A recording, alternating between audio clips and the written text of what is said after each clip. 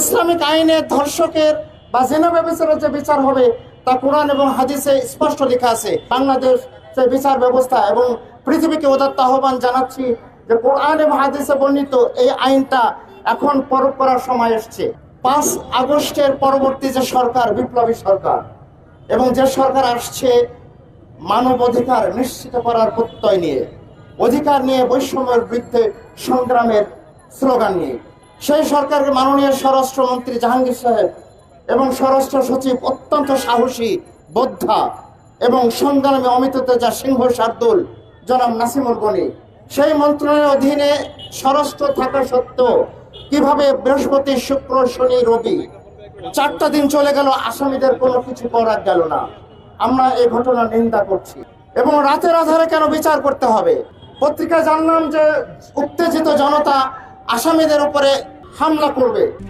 RICL TMX, যুগের পর যুগ স্থাপনা থাকে মজবুত। জনতার কাছ থেকে আসামিদের জন্য বাঁচানোর জন্য পুলিশের যদি কোনো শক্তি না থাকে তাহলে এই পুলিশ ডিপার্টমেন্টের আজই রিজাইন করা উচিত। একটু আগে ঢাকা বিশ্ববিদ্যালয়ের অন্য একটা বিভাগ থেকে দাবি উঠছিল মধ্যপ্রাচ্যের কায়দায় শাস্তি দিতে হবে। পুরনো একটা বিতর্কের সামনে চলে আসছে। আমরা অধিকাংশ জনগণ এখানে মুসলমান এবং একটি সমাজের যে সাংস্কৃতিক এবং সামাজিক আইন গড়ে ওঠে সেই সমাজের কালচার বা সংস্কৃতির উপর দিয়ে। এখন ইসলামিক আইনে ধর্ষকের বা জিনা ব্যভিচারের যে বিচার হবে তা কোরআন এবং হাদিসে স্পষ্ট লেখা আছে। সেটা আসলে করা যাবে কিনা? আমাদের দেশে সেটা হয়নি। আমাদের দেশে পাশ্চাত্য আইন আছে। আমাদের আগের যে ডিপার্টমেন্ট কথা বলেছে তারা এই ঘটনাকে সামনে নিয়ে আসছে। আমি আপনাদের মাধ্যমে সমস্ত বাংলাদেশ যে বিচার ব্যবস্থা এবং পৃথিবীকে উদাত্ত আহ্বান জানাচ্ছি যে কোরআন এবং হাদিসে বর্ণিত এই আইনটা এখন প্রয়োগ করার সময় এসছে। কারণ আমি যতটা জানি কোরআন এবং হাদিসে যে শাস্তির কথা বলা হয়েছে সেটা হলো লয়ের ভাষায় এক্সাম্পলারি পানিশমেন্ট, দৃষ্টান্তমূলক শাস্তি। অর্থাৎ এই সমস্ত অপরাধের শাস্তি হবে ওপেন স্পেসে এবং এমনভাবে শাস্তি হবে আমরা জানি পাথর নিক্ষেপে। আযযানি ওয়াজ্জানিয়া ফাজলিদু কিলাহুমা মিআতা জালদা, কোরআন শরীফে আছে। জেনাকারী এবং জেনাকারী পুরুষ এবং নারী তারা যাই হোক তাদেরকে 100টা পাথর মারো এবং প্রকাশ্য দিবালোকে, যাতে করে অন্যরা এটা দেখতে পারে এবং এটা সমাজে এমন একটি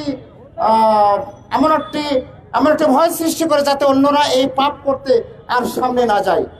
আমরা পাশ্চাত্য আইনের গোলক ধাঁধায়, ওয়েস্টফালীয় বাস্তবতায়, ওয়েস্টফালীয় চিন্তাধারার রাষ্ট্রিক কাঠামো দ্বারা আমি মনে করি আমরা একটি বিতর্কিত সমাজে প্রবেশ করেছি এবং আমাদের সমাজের সাথে একটা সমাজের আইনের বাস্তবায়ন কখন হয়? আইনের একটা কথা আছে, কম্প্যাটিবিলিটি অ্যান্ড ইনকম্প্যাটিবিলিটি।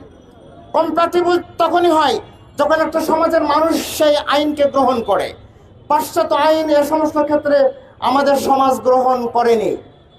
আমি অ্যাটর্নি জেনারেল জনাব আসাদকে অনুরোধ করব আমাদের বক্তব্যটাকে অনুধাবন করার জন্য। পাশ্চাত্যের আইন আমাদের সমাজ, যেখানে সামাজিক সংস্কৃতি সমাজের মানুষরা জড়িত, সেটা গ্রহণ করতে প্রস্তুত নয়। কাজে এই সমাজ প্রস্তুত আছে আমাদের সংস্কৃতির সাথে যেটা চলে, যেটা যায় সেই আইন, এবং বিশেষ করে এই ধরনের অপরাধের আইন আমাদের ধর্মে প্রকাশ্যভাবে পরিষ্কার হয়ে বলা আছে, সেটার বাস্তবায়নে বিচার করতে হবে। এরপর বলব, যে কোনো সমাজে আমরা ফরাসি বিপ্লব বলি বা আমেরিকান রিভলিউশন বলি বা অন্যান্য যত রিভলিউশন বলি, সমস্ত রিভলিউশনের পরে বিপ্লব পরবর্তী দেশে একটা অস্থিরতা থাকে। আমাদের বাংলাদেশও সেভাবে অস্থির হয়েছে।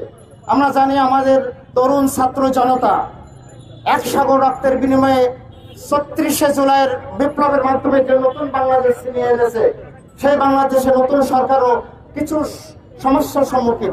সে সমস্যার 1 নম্বর হলো আইন শৃঙ্খলা। আমি যদি সরকারের পক্ষে একটু না যাই তাহলে এটা অন্যায় হবে, কারণ এটা সরকার আমাদেরই সরকার। ডক্টর ইউনূসকে আমরাই আহ্বান করেছি, আমাদের বিপ্লবী, আমরা যারা যুদ্ধ করেছে রাজুতে, শহীদ মিনারে, আমরাই ডক্টর ইউনূসকে আহ্বান করেছি এবং তিনি তার ইচ্ছে মতো সরকার গঠন করেছেন। বিপ্লব পরবর্তী সরকার ওনারা কিছুটা লিবারাল আছেন, ওনারা এখনো ওয়েট অ্যান্ড সি করছেন, ফ্যান্টাস্টিক। কিন্তু আমরা নাগরিকরা খুব বেশি সময় ধরে ওয়েট অ্যান্ড সি করার সুযোগ এই সরকারকে দিতে চাই। আমরা স্পষ্ট ঘোষণা করছি, মাগুরার এই ঘটনায় 4-5 দিন ওয়েট করার পরে একটা বিচারিক প্রক্রিয়া যাওয়ার ঘটনাকে আমরা স্পষ্টভাবে নিন্দা করছি।